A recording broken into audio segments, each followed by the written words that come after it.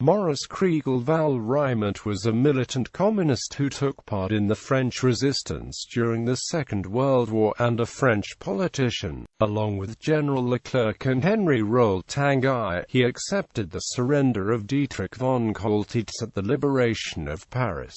Early years. He was born Maurice Kriegel in Strasbourg to a Jewish family with Central European origins. He studied law at the University of Strasbourg, and then became legal advisor to an insurance company after a move to Paris in 1936, 1930s and the outbreak of war. During the period of the Popular Front, Kriegel became a trade union activist. He headed the organization in the insurance sector of the Confédération Générale du Travail, and he was also active in the movement Jeunes Communistes de France. Not having been called up in 1939 due to ill health, he moved to Toulouse in the unoccupied zone.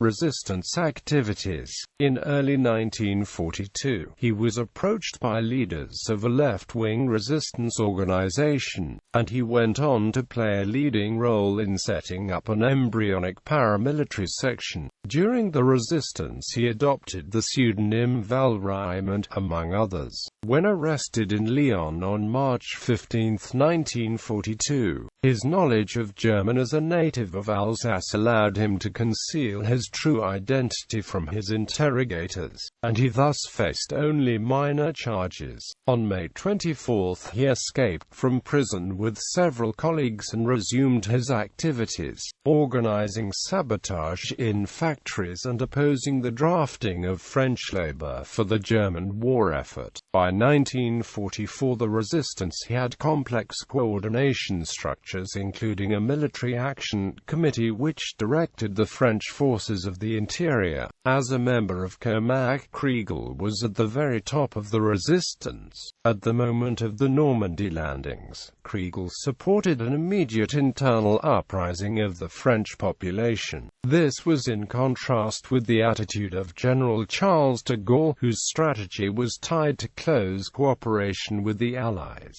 When street fighting broke out in Paris on August 19, de Gaulle's representatives negotiated a truce with the German commander. Kriegel and Henri Rol-Tanguy, the communist leader of the FFI in the city, denounced this.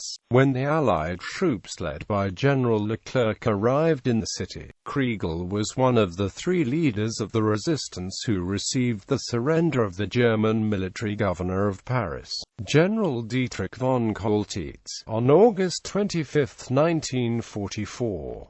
Complex relationship with PCF. Maurice Kriegel-Valrimont, as he was now known, formally joined the French Communist Party after the war and was elected to Parliament in 1945 to represent an Alsace constituency. From 1947 onward, he was a member of the party's Central Committee and was given responsibility for its press bureau. In 1952, André Marty and Charles Tillon were excluded from the direction of the PCF. Maurice Kriegel-Valrimont voted for their exclusion but later wrote in his memoirs, "When I ask myself questions about my life, it is the only point where I find no excuses." After Nikita Khrushchev's 1956 denunciation of the crimes of Joseph Stalin, Kriegel tried to get the French Communist Party to adopt a more liberal line. This resulted in his disgrace, and he left the party in 1961, finding employment as an administrator in the social security system until retirement. In 1995, he was formally rehabilitated by the leader of the Communist Party, and in 1997 he stood on the Communist list for the European parliamentary elections. Maurice Kriegel-Valrimont was the father of the president of Au Conseil à l'Intégration, Blandine Kriegel, the father-in-law of journalist Alexandra Adler and the brother-in-law of historian Annie Kriegel. He died of a pulmonary embolism at the age of 92 in Paris, France.